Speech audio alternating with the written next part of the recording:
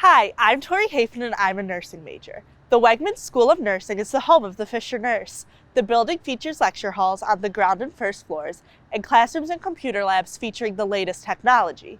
The Skills Lab is where students, beginning their junior year, practice the various skills that they will perform in the hospital setting. Topics learned include vital signs, how to administer oxygen, how to set an IV pump, how to give an injection, and much more. This lab allows for hands-on practice before actually going into the hospital setting. The Glover Krask Simulation Lab is where students work with simulation robots, whom we affectionately call the Sims family. Students work with the Sims family to gain experience with patients dealing with a variety of health issues while being observed by instructors through a two-way mirror in a control room. Students practice with actual hospital equipment, such as an IV machine and the Pyxis for medication administration.